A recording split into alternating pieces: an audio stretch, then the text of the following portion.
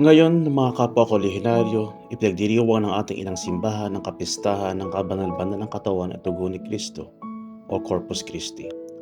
Ang ating ebanghelyo mula sa Juan ay pinakita sa atin ng ganap na katotohanan ng Eukaristiya.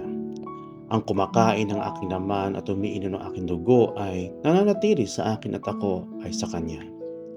Sa makatuwid at king mga kapwa lehionaryo, ang ating handbook sa pahina 45 ay tinatawag na ang Eukaristiya sa ating kayamanan at na walang keystone o gumuho kaagad sa ilalim ng presyon.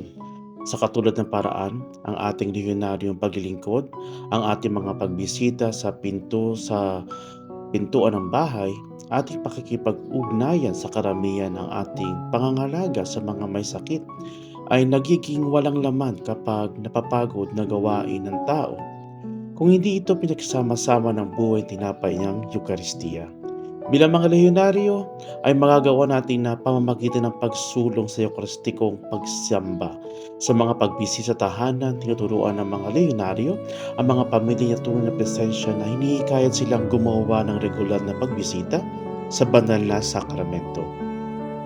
Minamahal kong mga kapwa-lehionaryo, kapag tinanggap natin ang banal na komunyon, ginagawa lang ba natin ang isang gawain o sinasadya ba natin na si Mama Mary na bumuo ng buhay ni Kristo sa loob ko upang ako ay maging isang tunay na takapagdala ni Kristo sa panahon ng aking lingguang gawain. Naway pagpalain ka ng Diyos at ang iyong pamilya at ang lahat ng mga lehionaryo dyan. Ave Maria. Pagbati sa inyong lahat sa kapistahan ng kabanal-banal ng katawan at dugo ni Kristo.